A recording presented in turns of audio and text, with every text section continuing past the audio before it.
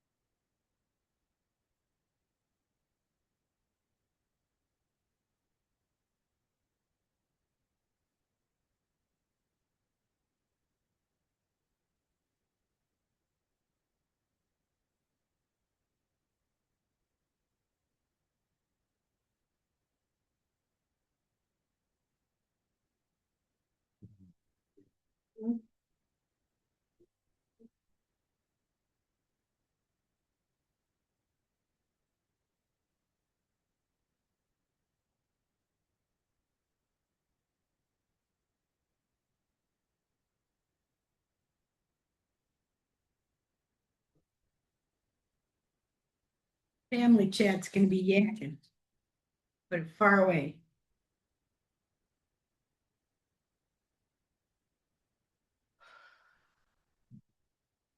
Where's Cindy? Whoa, oh, crazy hair.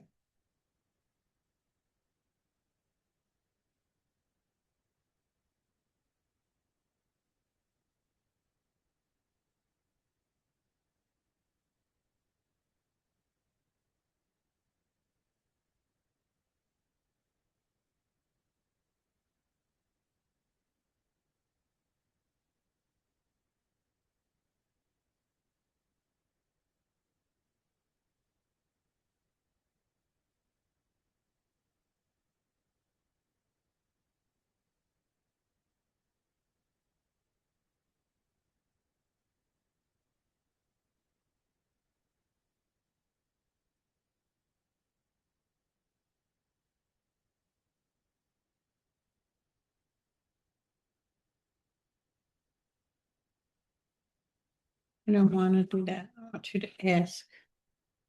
Please drop where you are. Well, I can.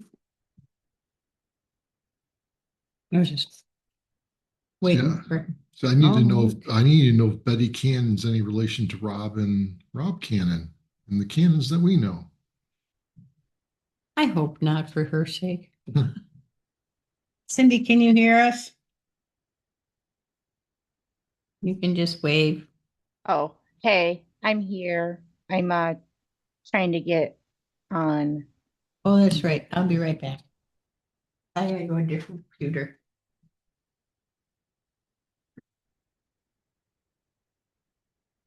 Oh,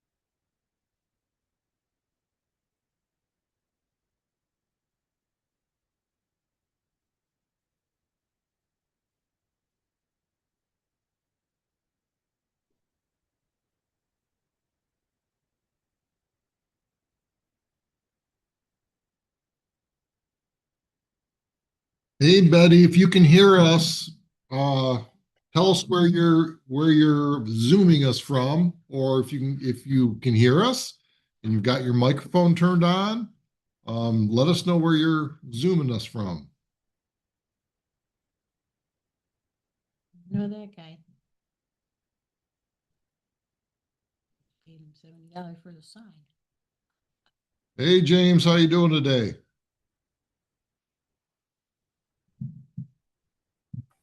Hey, sir, how are you? Doing well. Good. So you installed our sign today? I did. You demand. We appreciate that. Yeah, no worries. Thank you. Still trying to Yeah. see if Betty is actually on the Zoom, or she's very shy, not talking. She's busy. We're busy. Dave, James is what? He's got to take his final exam for his 40 hours. He completed that today. So he Perfect. would like to set something up with you to sit down and chat about our brokerage. Yeah, that'd be great. And we'll give you a little bit of stuff today, but yeah, we'll want to do one-on-one with Kathy and I. And Cindy, it'd probably be good if that's up to you if you want to come in on for that. But yeah, just when do you think you're going to take that final exam? I was going to give myself about a week to study a little bit more, and I still have the final exam to complete the course also. So I Right. figured I'll do that. That's an hour and 20 minutes, I believe, or Then you're 120 gonna minutes. then So you'll think about sitting for the state exam at that point.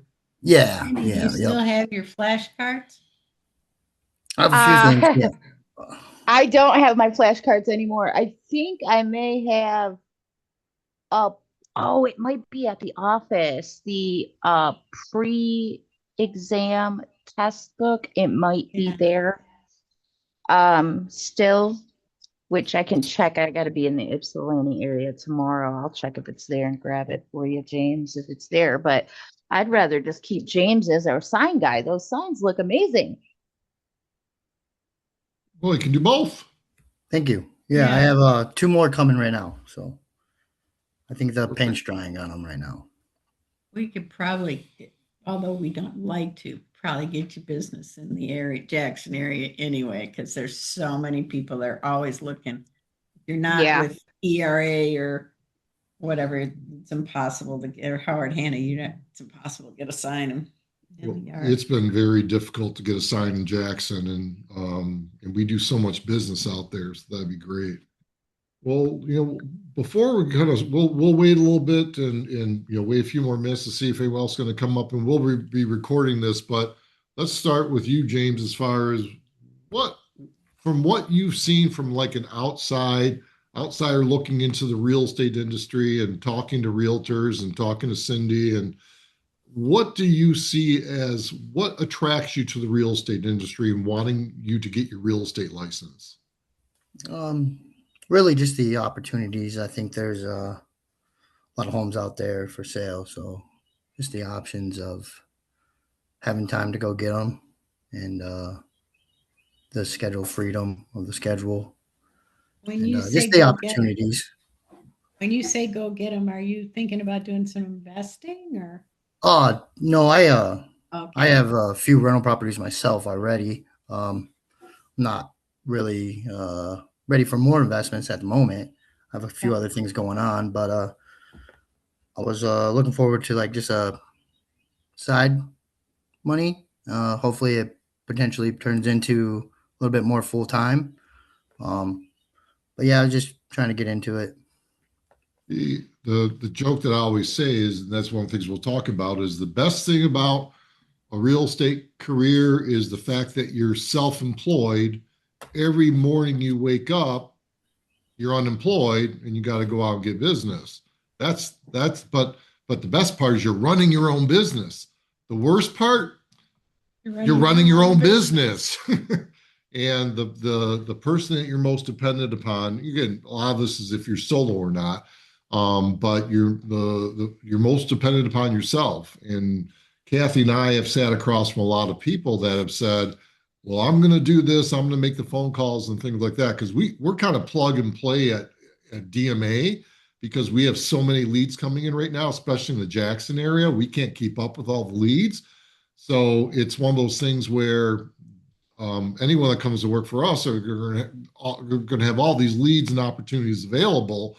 The question is will they answer the phone? And a lot, I mean, you do have to make outbound calls and stuff, but there's not a whole lot of cold calling because we have so much business. But that might be a good. So why don't we just kind of go over kind of the pros and the cons. And Cindy, obviously, you can tell us what you think, and Kathy will give her opinion as well.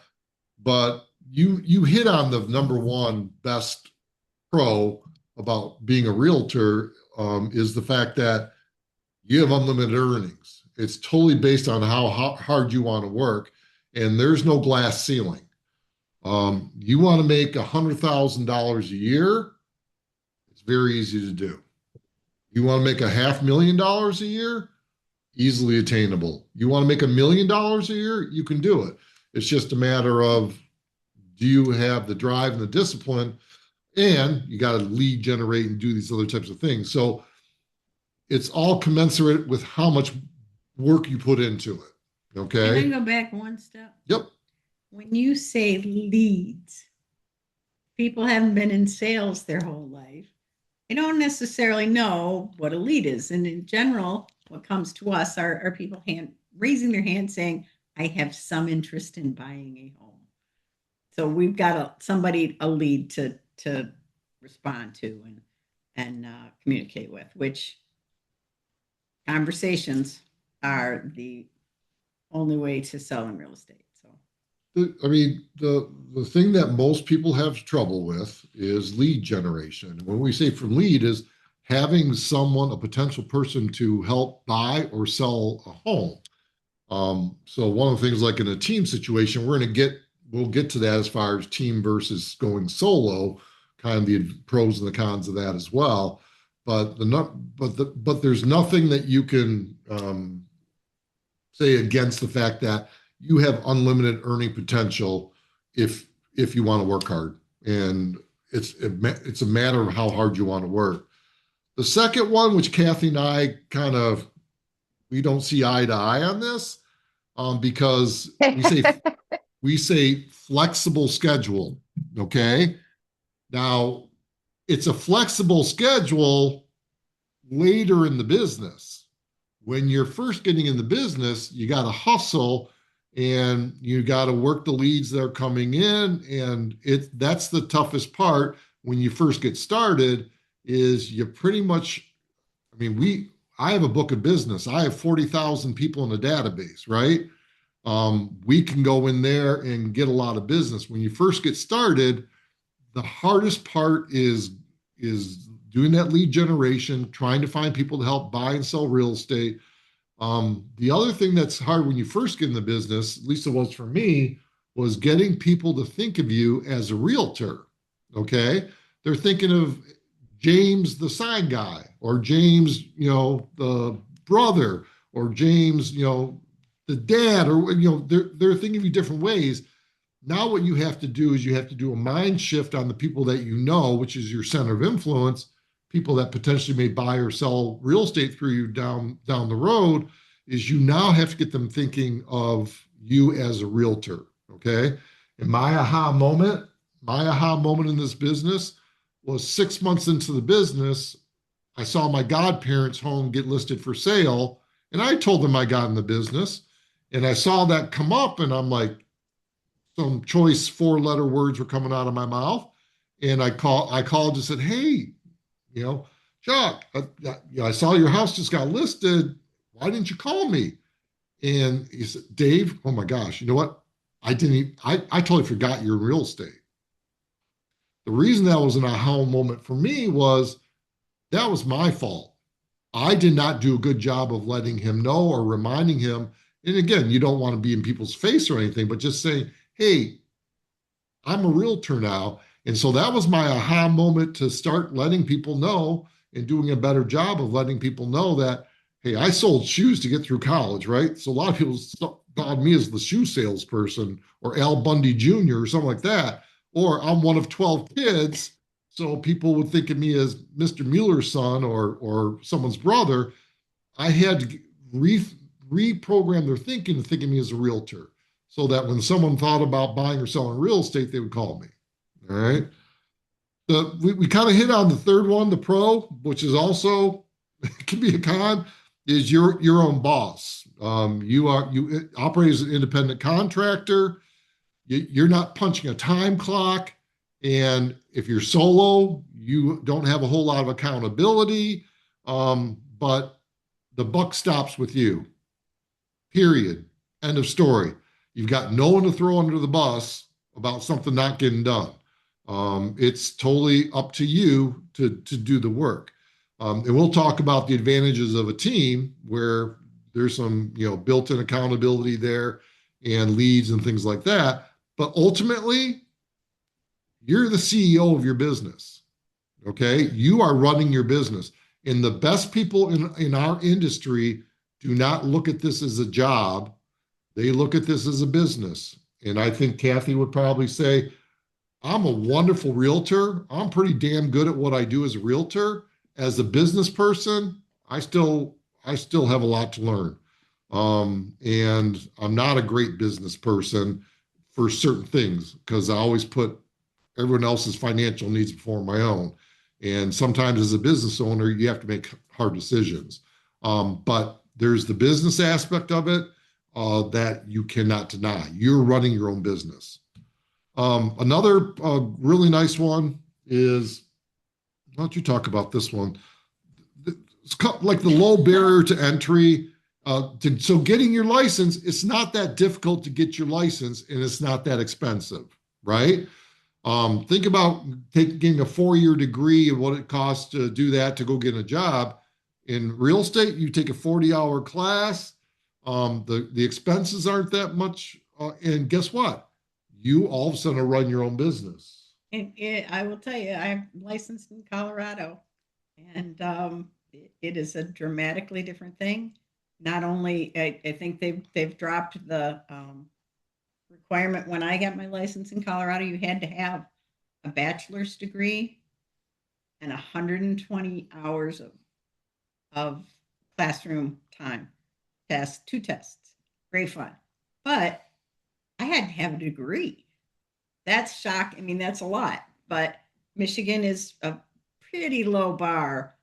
And I'm not going to say anymore, nothing you learn in your real estate class transfers, because there are some things that do, kind of important things, but in general, not a ton, but it's relatively inexpensive here in Michigan. The other thing about your test, would you agree with me that typically your 40-hour class, it's just basically keeping you out of real estate jail. All right. Fair housing, things like that. It gives you a lot of things as far as ethics and standards and things like that. But guess what it doesn't do? It does not teach you how to sell real estate. And I had a message yesterday from somebody that said she had failed her real estate exam twice. And I said, don't get discouraged by that. I know a lot of the top realtors that took 3 or 4 times to pass the test, and passing that real estate exam is not, again, commensurate with your success, or is not going to be a predicting a variable of whether you're going to be successful. Kathy kind of talk about what we think are some of the traits of being a successful realtor, which first thing I think is it's your service, you're service oriented, that you're able to put other people's needs before your own. And I've got some new ones. And then the other part is work ethic. The That's hardest thing that we have trouble finding is people that want to work. And the cool part about this is if you have work ethic and you want to work, it's a pretty cool job too. So the new one that I'm adding, because I'm running against this wall constantly right now, is organization. And I'm going to say systems, but that sort of doesn't mean a lot. When people say, oh, you've got systems, you've got your organization in place. You know all the steps that go into writing a contract, showing homes, selling homes, getting them closing, which none of that is taught in real estate class. So being an organized person and someone that can, follow the steps of an SOP, create your own, steal it from whoever you can. Tell them what SOP is. A standard operating procedure. Just everybody uses this term now. It's new to me. It's just my checklists, right? So we have checklists, we have steps that we do. And being able to do that is huge, huge. And so if you're not a very organized person or just, don't have that, that list of things that you need to do on each, step of the real estate transaction, that's also one of the reasons why joining a team where those are already put into place. I mean, Kathy spent many years putting together all that for us. She's much more of the organized person. I'm more of the, go out and do my job type of thing, where she likes systems and operations. But that you can learn that by being around people that do it that way as well. The last one, which steal them from someone else. The best thing, yeah. We often go to the RAD, which is basically rip off and duplicate. When you find someone that's already invented a good mousetrap, why reinvent it? But we do a lot of go to the R&D department, which is the rip off and duplicate many times. The best part about a real estate career, I know it is for me, but what do you think it is? Do you think you agree with that? Positively. I mean, you can have positively the worst transactions. You can be disorganized, you can be crazy, but you walk out of a closing with someone that just got their first house or even their third house, which is the greatest thing, all they wanted, or there's just nothing that compares with that. And what we're basically saying is the number one thing that I enjoy, it's helping people, guiding clients through that maze that we call the real estate transaction. And the other part, that I've been in the business for 33 years and sold over 5,600 homes. I get just as much of an excitement today as I did back in 1993 when I sold my first house, because someone's entrusting you with the largest financial decision they will ever make. And they've chosen you to help them handle that transaction. And so there's a lot of pride, and there's all, I should say a little bit of pressure to really take care of them. Yep. So I'm gonna have Kathy go. Let me do the I'll cons. have to do the cons. I took the pros. The high road there, Dave. So what's our first con? Well, you said this because you know me. Yeah, I get to do this. You literally are commission-based, your own employee. You're it. That's all you got. You could go months without a paycheck. You could have a roller coaster, which as long as you can manage it, you're great. But there's no guarantee. There's no guarantee you're going to sell a house. Even you could have 100 leads. It's still, you've got one house that's exactly like that, and that's what everybody wants. And it's hard to do sometimes. So you've got to, that goes back to organization, planning, making sure you've got reserves, because there are no guarantees. The other thing too is that it's the whole adage, high risk, high reward. So you are risking more upfront because of the fact that it may be a month or two before you get a paycheck. If you're solo, it's probably going to be a few months before you get a paycheck. I remember that was one of the decisions I looked at. Do I step into it part-time and kind of do it? And that wasn't my personality. My thing was, if you're going to do it, go something to the wall and do it the right way. And I had reserves, but I was also determined that I was going to knock it out of the park. So, there's the high risk, but the rewards. I don't know another job where you have the capability of making a couple $1 million, and doing it. Kathy knows that I've always said I've never worked a day in my life because I really enjoy what I do. And I could never retire because this is also, I kind of consider this my hobby too. With some of the stuff that's been happening the past couple of years and things like that, I have to admit that I've been distracting in the business. It gets a little bit tougher, but I would not want a real job. I would not want a job where I did not want to go into the office every day.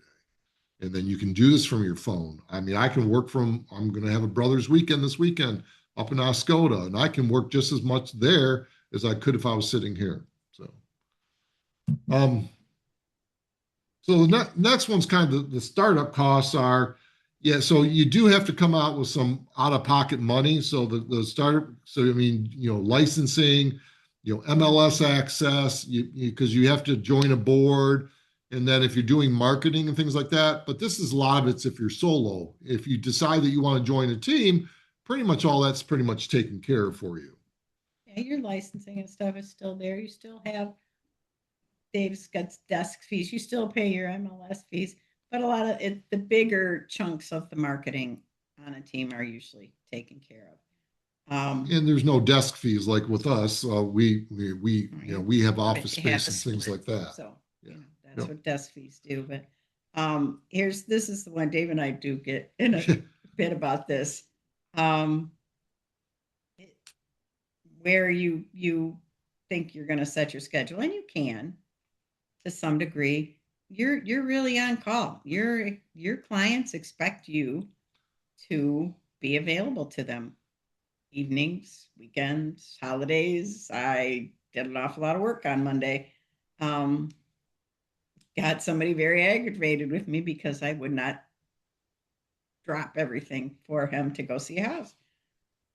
So I get that option to do, and I have the ability to say that. It's not always easy when you're brand new to say, I'm just not, I can't do it. Um, Again, it comes down to being a little more organized, and you can schedule things, but when you're new, you're running.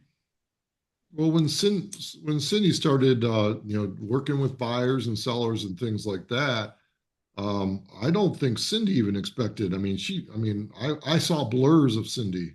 I didn't actually see Cindy. She was running here and there and everything like that, but she's been so successful. I couldn't have even predicted the success that she's had, but she's a hustler. She hustles, smart hustles, can talk with people, but the thing is that, but she will go and she will, but as we mature in this business, meaning that you're in it longer, then you have a tendency to be able to do what Kathy did. And I do the same thing. Like my personal appointments, they're appointments. So I'm not available between 7 and 9. If I'm going to take my partner out for dinner, that's an appointment, and I won't break that for a client. Would I have early on in my career? Hell yeah, I would have. I would have said, "Hey, here's McDonald's. You go eat that. I'm gonna go sell a house." But as you get, as you get old, well, I think as you mature, you also prioritize your time, and I think time management really becomes even more important. So I'll talk about the market dependency. So Kathy kind of alluded to one of the cons is this is what the real estate market does. It goes up and down like a roller coaster. But so people will say this is a good market, this is a bad market. That's bullshit. All markets are good. It's just how you work within that market. So you just have to adjust and adapt. Right now we're seeing less people transacting real estate, buying and selling, because there's not as much inventory. So I know many people that are having their best years ever. We had one of our best Novembers in my 33-year career. Then in January, we had one of our worst Januaries. So It was 2 degrees. Doesn't count. well, yeah, the weather for that month was pretty. So you're going to be dealing with a cyclical industry, but one cycle's not good and one's bad. It's just you have to adjust to that cycle. And the ones that truly thrive in this business know how to adjust. And we don't want to talk about the last con, but we got to.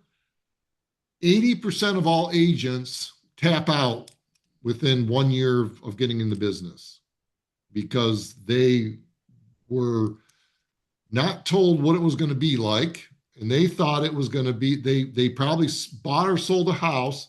They saw the realtor with that big old commission and figured all I have to do is wear fur, drive a Mercedes, and I'm going to be successful.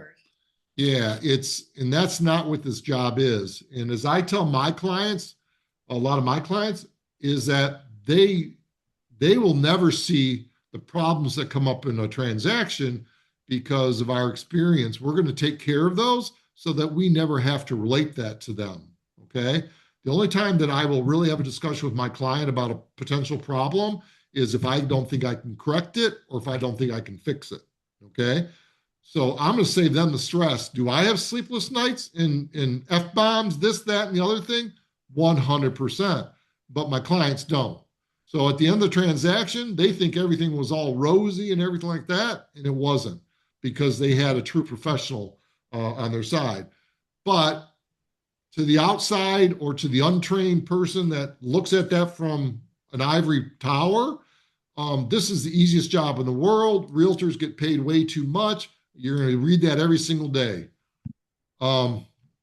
Most people could not do what we do. I guarantee you. 90% of the realtors in our business should not do what we do. That's just the God's honest truth. So, but there's a high failure rate. So another reason why you may want to join a team to start with and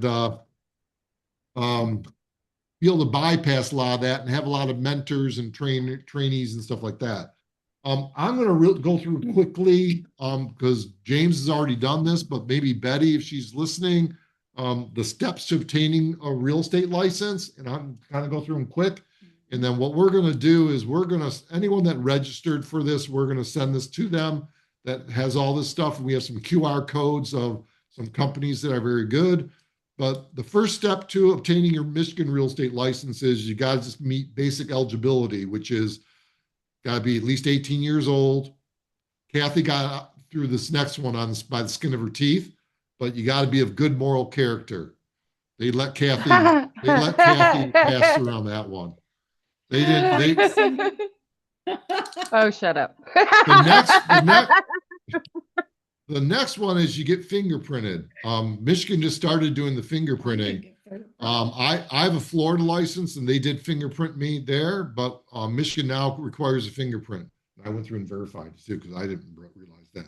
And as far as residency, you do not need to be a Michigan resident. Okay, you can have a Michigan license outside, just like I have a Florida license in Michigan. And then, as James knows, you have to complete a 40-hour pre-license class. And we're going to give a couple of, I like At Your Own Pace is one that I use for online. And then we've got Michigan Real Estate, Michigan Institute of Real Estate, which is Namir. That's a really good one if you want to do it in person. Then the next thing that you're going to do is you're going to apply for your license. And you're going to do that at MI Plus. The next thing you have to do is you've got to pass the state exam. You have to get 75% of those questions. And yes, most of the stuff that you're going to be questioned on will not equate to you being a good realtor or not. It'll keep you out of real estate jail and keep you on the straight and narrow. But it's not going to teach you how to sell real estate. So don't get down if you don't pass, the first time. The next one is you got to secure a sponsoring broker. And we'll talk a little bit about brokerages. That's Dave. No. What was that? Real broker. I said, that's real broker. Yep. So secure a sponsoring broker. And that's going to be, again, we'll talk. And again, James, we'll send you some stuff. Cindy's probably talked to you about real broker and stuff, but we'll send you some information on that too. And then the next thing after you secure your brokers, you activate your license. And that's pretty much the extent of getting your real estate license. It's not that difficult to do. But I would recommend that for like people that have trouble passing the exam and you want to kind of brush up on stuff, come in and talk to us. We'll help you. My partner has a book that she used because she did not pass the first time. She got this this workbook that really helped her, and she will make that available to anybody that wants that as well. So let's Mine talk. was so long ago, I had to put the dots in with the pencil. So let's talk about going real estate team versus going solo.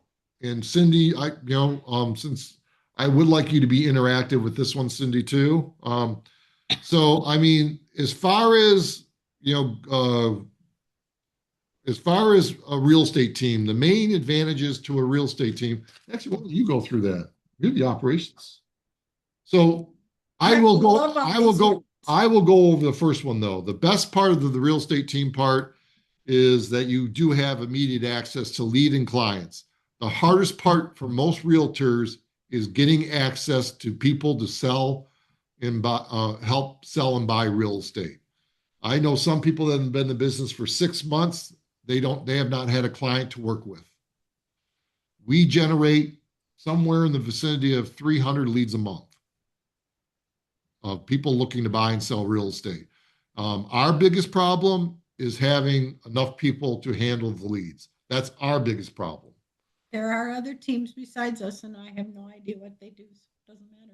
We're the Well, best. a lot of people don't provide the leads either. Right. It's very true. So Next one's the but big the one. next one, and I'm going to say, you don't get immediate access to leads until you've gone through some training and mentorship. And there's a lot of stuff to learn, which is why that failure rate is so high. People come in, they want to go solo. They don't want to, and there's a lot of good reasons people don't want to join teams. But that would be the biggest reason for failure is they don't get the training, and not even about the selling. I mean, but there is a lot. There's a lot of steps to, all right, now I've got a person on the phone. What do I want to tell them to do? What am I going to talk about? I've got a brand new, never bought a home, first time home buyer. They don't know what they're doing. I don't know what I'm doing. We're probably not gonna, we might open a couple doors for them, but we're not going to get them over into that conversion of writing an offer without this mentorship, the training that we talk about constantly. That is, I mean, so the leads are huge, but the mentorship and the training, and I've kind of alluded to it, my personal philosophy about the real estate industry is that 90% of the people in our industry are not real estate professionals. Okay. They do not treat their business as a business, and they are not professional. And so it's very easy in this business to stand out by just being very good at what you do and under promising and over delivering. And here's the cool part about the way we do business is we will only bring people in that will be that want to be part of that 10%. And we will train and mentor them to become a real estate professional. And whether they stay with us or not, or go off on their own, we're just there to train and mentor. But what we find is that a lot of people, kind of initially think I'm just going to go in there and learn the ropes and things like that. But guess what happens almost every single time is they stay. They don't want, because they like having someone when they go on vacation to be there. They like to have the 9 o'clock phone call with Kathy every morning about what's going on and how can we help. They like me going on the listing appointment because they're newer and they're afraid that they may not get it because they're a new agent. But if they say, hey, I'm going to be bringing my partner Dave with me, who has sold over 5,500 houses and $1.6 billion in real estate. So you're not going to be, oh my gosh, James doesn't have enough business. I mean, he's not experienced enough or anything like that. And then you just kind of say, oh no, Dave and I will be doing this in tandem. You get both of us. That's the great thing about it. And, Dave's one of the top listing agents in the state of Michigan. And you utilize that until you get more experience where you don't need that crutch anymore. If you need it, hey, I've got people on my team for 6 years that still want me to go on listing appointments with them because they like that. They like that. Just one other small piece of training is contracts, and it sounds incredibly boring. It is the only reason you're going to get paid for anything is if you get a contract, and they're picky, and it's legal, and it's one of the hardest parts to do because when you're new, because you don't know so much. And Dave and I have been through, we still run into new stuff. We've been through this for 34 years, 35 years, and it's craziness. But that training and that contract, and I'm sorry, there's no way to lose a client and get a really bad review or reputation than have people get to the closing table and it sucked. I'm sorry, the whole way through because you didn't know how to deal with a contract. And Dave calls me. Don't use I'm not that. allowed to use that word anymore. Nope. I have very strong feelings about contracts with that. And you're not going to get a review. You're not going to get a referral if you don't know how to get it to closing without making a mess. We were also the principal brokers for the state of Michigan for Real Broker for 3 years as well. So we were overseeing over 300 agents and making sure all that stuff was compliant and everything as well, and making them do it our way, which is part of the 10%. So that's invaluable things that you get access to, but it comes at a cost. Yeah. So I'm going to do the last sort of pro. I'm going to let Dave do the other one. So, I mean, honestly, on a team, we do cover a lot of your marketing expenses and administrative tasks. You don't have to pay for a transaction coordinator. That's what we do. We provide open house signs. We buy business cards, and we're there to help you with other marketing kind of, any kind of print stuff, all that's good stuff. So you're not being nickeled and dimed for a bunch of expenses. And then the other part of it is you are learning from some of the best people in the business at what they do. And I'm not just talking about Kathy and I, but people like Cindy. Carrie, who also is one of our admin, is truly extraordinary at what she does as well. So you're going to learn the different parts of the business from people that are the best at what they do. And that's going to be something that you're going to be able to take with you if you decide down the road, I'm going to go solo. And so why don't we use that as the advantage of going solo. Let's talk about what all that stuff costs.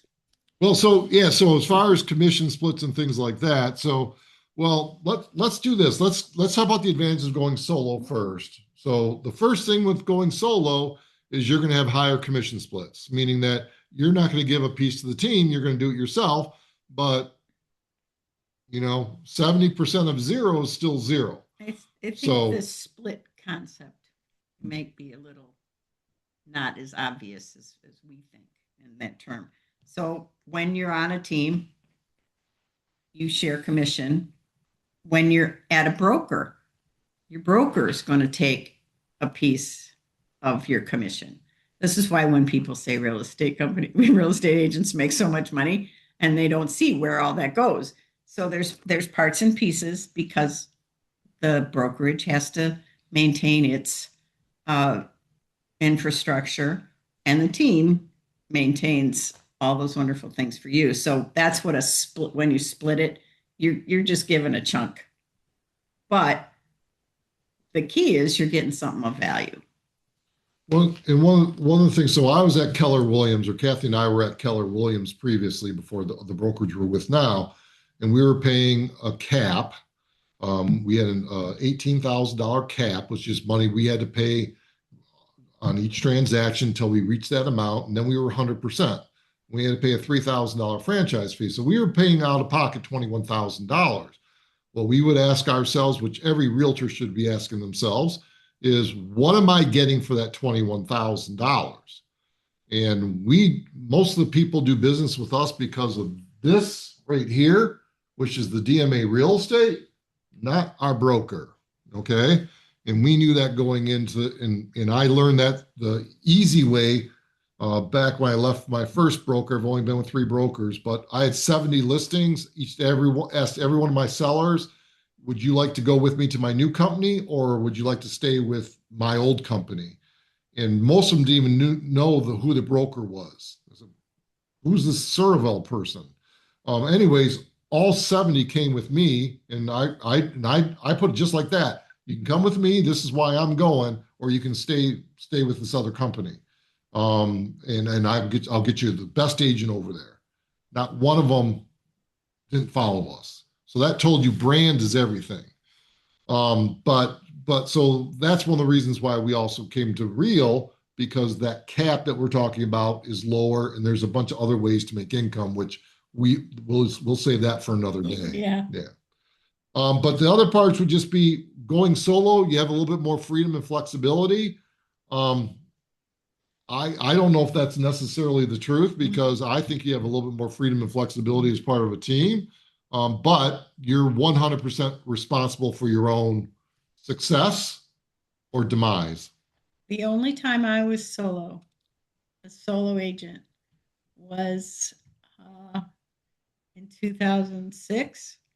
And boy, oh boy, I had a lot of freedom and a lot of flexibility, and my house was clean, my laundry was done, everybody was fed, and I had no money. So you get to decide how you want to spend your time and what you want to get for it. So And just in accountability is the hardest part in our business. I can tell you it's the hardest part from a business owner standpoint, and it's also the toughest thing for a person that's practicing real estate as well, because the way that, again, I'm probably more Pollyannish about this, but when we sit across from somebody, we're basically going to say, if you're not accountable to yourself, we're probably not going to work. If you don't come in here, and if you don't have the drive to want to feed your family or pay your mortgage, or pay your car note, if you're not disciplined and motivated enough to want to do that for yourself, no amount of accountability is going to work on our side. So what we're looking for people to come onto our team are people that are already accountable and be a grown ass adult, and be able to do this business without us looking over your shoulder. We're not looking to babysit. We will give you accountability if you need it, but we are looking for people that they want mentorship and training, not a babysitter. And there's a difference. There's a big difference. I know some realtors in town that make great babysitters, and they will look over your shoulder and watch every little thing you do, and that's not our style. So that's the other part that's cool about different. Yeah, more important stuff. But that's a good thing about real estate too, is there's different teams and things like that Styles that might fit. We're more laissez-faire, so can be good and bad depending on your personality. But I think that's pretty much. So I mean, at the end of the day, what everyone's gonna have to decide is, do I want to do this on my own, or do I want to basically join a team where my commission splits may be lower, but in the end, your 1099 is going to be a lot higher. Our top buyer's agent was made over $200,000 a year, and she could have made a lot more, but she chose, she chose to turn it off sometimes. She could have made more than $200,000 a year. Whereas I know 71% of all realtors last year did not sell a single home. So there's different things to think about in that regard. But as far as advantages, so if you want to join a team, we're not going to really get into that much into the DMA aspect of it, but we've got a bunch of seasoned professionals on our team. We have well over 100 years of experience. We've sold over 5,600 homes, $1.6 billion in real estate. None of that's just blah, blah, blah, blah, blah. And, that doesn't mean much. The bigger things is we provide white glove service to all of our clients, because in order to build a long-standing business, you have to treat your clients right. And that's that whole under-promising, over-delivering. going out of your way to take care of your clients. I know of one. Tony and I had this situation in Howell, and a bunch of stuff's going on, and they weren't going to get the home warranty. And I said, Tony, let's give them that home warranty. Let's pay, you and I pay for it, and that will be their gift. It's a $500 home warranty. So just going through and doing the things that most agents will not do. And many agents will throw their client underneath the bus for a commission check. That's the quickest way out of this business, is to not treat your client with white glove service and take care of everything. And one of the things that you'll learn with us is exactly how to do that. And we do not lower our standards for anybody. The standard is here, and we will not lower it for anybody. And then the advantages that, like, again, you can talk to the buyer's agents, is having Kathy available to answer your questions about contracts or anything. Asking me about negotiations, which is one of the things that I do very well, is negotiate. Cindy is a wizard at a bunch of different things. And then Carrie is just phenomenal at helping out. Hey, you're going out to show another property. You got a sudden death clause, or you got highest and best due by 5 o'clock. Hey, Carrie, can you write this contract up for me, please? And so to have other people helping you, or you got death in the family, you've got a $1 million buyer coming in out of California. Hey, Kathy, Cindy, Carrie, Tony, can you take this $1 million buyer? I got to take care of family, because family's always first, period. So, and then the only other thing was just different types of brokerages. I will discuss that real quickly. This is the thing that is changing rapidly, is that we traditionally had brick and mortar, which are, you saw a bunch of Caldwell Bankers, Remaxes, and you saw a physical brick office on every corner, Keller Williams.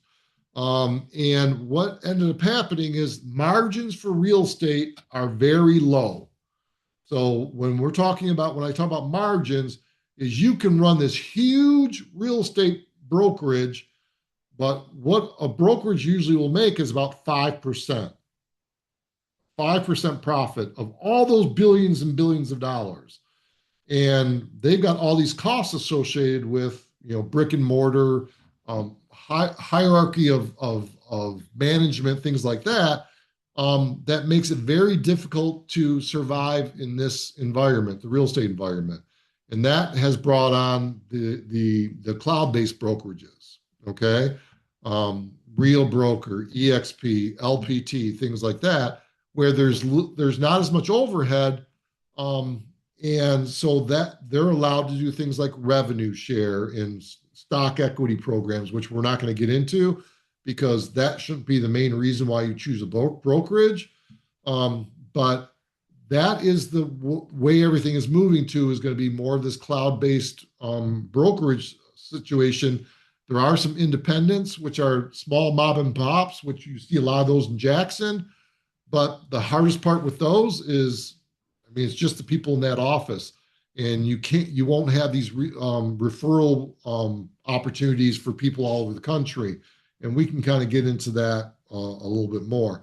And then there are 100% commission brokerages out there where you just pay like $500 per transaction.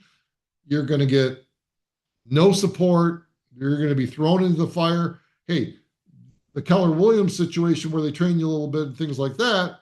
I remember when I went there, I got my license. They basically said, go do open houses, go out and start calling people. There was no training back then. They said, go sell some real estate. Now, again, with the virtual brokerages and things like that, there's a lot more training involved. And we've been at the small independent. We were with Edward Serval Realtors, which was bought out by Howard Hanna. We were with Keller Williams.